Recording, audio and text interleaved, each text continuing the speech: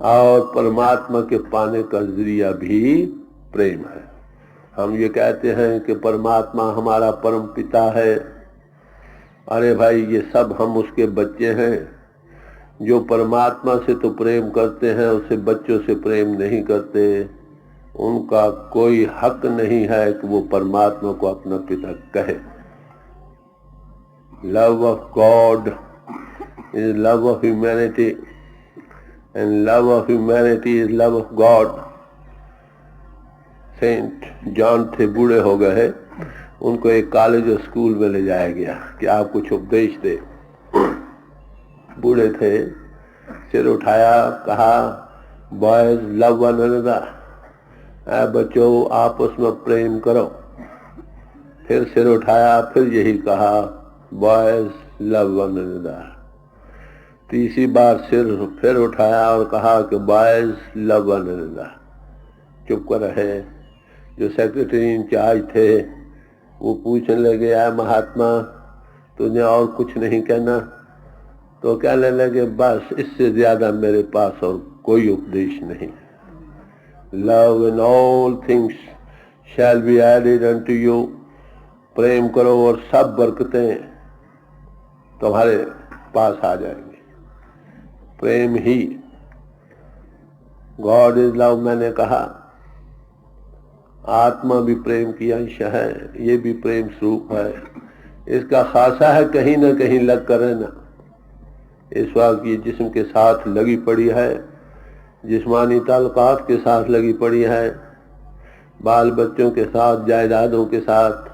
अरे भाई, ये चीज़ें एक दिन हमने छोड़ जानी है या ये हमको छोड़ जाएंगे। तो हमारी आत्मा का सच्चा प्रेम किसी ऐसी चीज से लग जाना चाहिए जो फना से रहित हो। और वो कौन है? वो परमात्मा। जो नजरी आवे तांसो मोह इव क्यों मिलिए प्रभ अविनाशी। तो जो नजर आ रहा है इससे हमारी अटैचमेंट है। हे परमात्मा, तुम अविनाशी हो, ये नाशवान चीजें हैं, फिर हम आपको कैसे मिल सकते हैं ऐसी हालत में? वो परमात्मा, सब ऋषि मुनि महात्मा कहा है उन्होंने, वेदों शास्त्रों ग्रंथों पोथियों को पढ़ो कि परमात्मा है या नहीं। वो सब ने कहा है। महात्माओं ने कहा हमने देखा। अरे भाई, हम आम लोगों ने नहीं देखा। इसका वो क्यों हमें नजर नहीं आता? इसका जवाब गुरु नानक साहब ने बड़े खूबसूरती से दिया है। ए वड ऊंचा होए को तिस ऊंचे को जाने सो। जितना वो ऊंचा अति सूक्ष्म और अगम है, उतने हम भी अगर उतने सूक्ष्म और अगम हो जाए तो फिर हम उसको देख सके। समझे? अब देखिए, हवा में हमें कुछ नहीं नजर आ रहा। क्या हवा में कुछ नहीं है? तो सही, मगर सूक्ष्म है।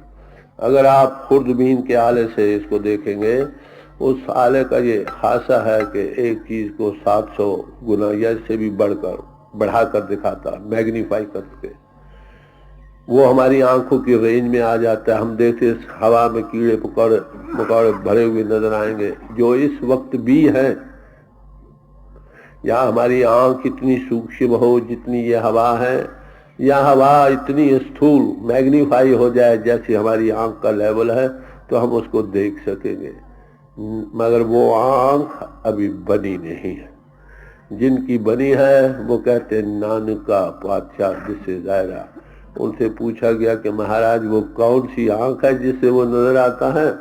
तो फरमाने लगे, नानक से अखियां बेअन जिंद सिंदरो मापरे। ऐ नानक, वो आंखें और हैं जिससे वो मालिक नजर आता।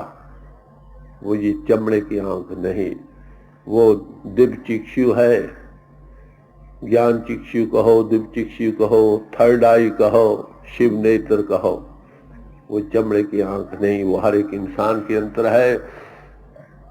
एक अंधे के अंतर भी वो आंख है और आंखों वालों के अंतर भी वो आंख है।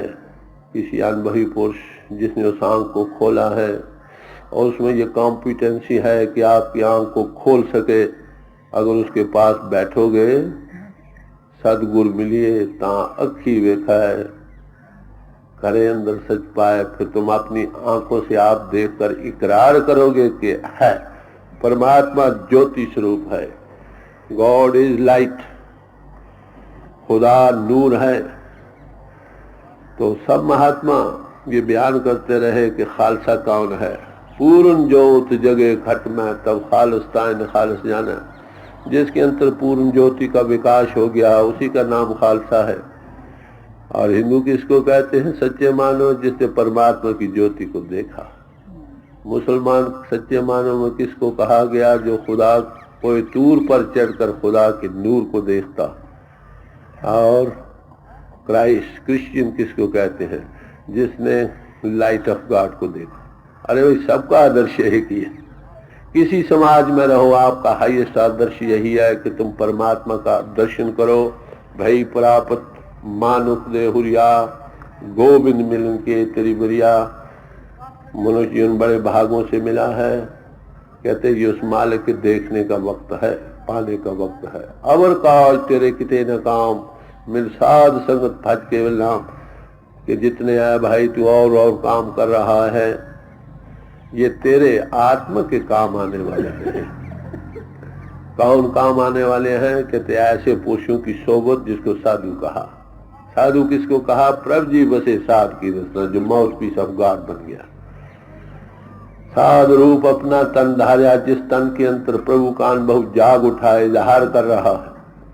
जिसने सेल्फ एनालिसिस करके अपने आप का अनुभव किया है और परमात्मा अनुभव किया है। जिसने अपनी आत्मा को मन इंद्रियों और तन के पिंजरे से आजाद करके अपने आप को जाना है, प्रभु को फर्स्ट एंड एक्सपीरियंस किया है और दूसरों को फर्स्ट एंड एक्सपीरियंस दे सकता है, ऐसी हस्ती का नाम साधु है।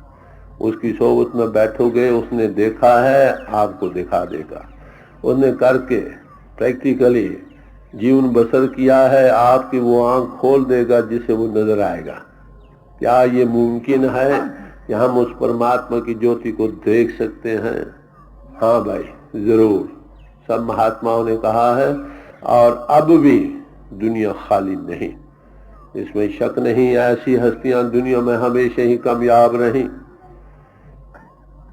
लालों की बोरियां नहीं होती, कबीर साहब कहते हैं। नकली लालों की बोरियां बाजारों में आपको लाखों मिल जाएंगी। जंगलों में शेर कहीं कहीं होता है, हिरणों की तरह रेवड़ बांध कर नहीं चलते।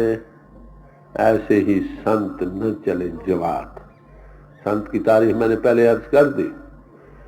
हमरो भरता बड़ो बबे की आपे संत कहावा। जिसके अंतर कांटेक्ट बन गया उसका नाम संत। शक्ल वो इंसानी गले से आवाज निकलती मालूम होते है तो वही, मगर जिसको अनुभव जागा वही आपको अनुभव दे सकेगा। ऐसे पुरुषों का नाम साधु और संत है। गुरु अमरदास जी साहब के मुतालिक जिक्र आता है, इतिहास बतलाता है कि 70 साल की आयु तक वो इसी तलाश में रहे, और तीर्थों पर जाते रहे। जब गुरु अंगद साहब के चरणों पर आए हैं, आत्मानुभव को पाया है, तो फरमाते हैं हम नीचे तुम बहे भाई, कि हम भाई आपकी तरह कभी इंद्रियों के घाट पर थे, आज तुम पदवी को पा गए। इकरार कर रहे हैं जब से गुरमत बुझ पाए। किसी अनुभवी पुरुष की हदायत लेकर, मदद लेकर मिली, उस दिन से हम आत्मानुभव को पा चुके हैं। अरे भाई, परमात्मा का पाना, सेल्फ नॉलेज और गॉड नॉलेज, ये हर एक इंसान के लिए उसके हक में है। रविदास जी कहते हैं, ओए बाप ना ही किसी को भावन को हर राजा। वो किसी बाप का मोल लिया हुआ नहीं है। जो भी भाव भक्ति से उसको याद करेगा वो उसी का। तो अर्ज करने का मतलब सिर्फ यह है, अरे भाई मैं भी आपकी तरह एक इंसान हूँ। हर एक इंसान और महात्मा में फर्क क्या है? महात्मा ने पूर्ण इंसान बना, तीनों पहलुओं से डेवलप किया, और इंसान ने एक या दो पहलू अख्तियार किए हैं, तीसरे से अभी बिल्कुल बेगारा एम्पुटेटेड मैन है। हर एक इंसान को वो गति मिल सकती है, हाँ, ये होता है कि बैकग्राउंड किसी की ज्यादा है, किसी की कम है। जिसकी ज्यादा उसको चिल्ड्रन छोटी उम्र में ही अवेकनिंग होती है,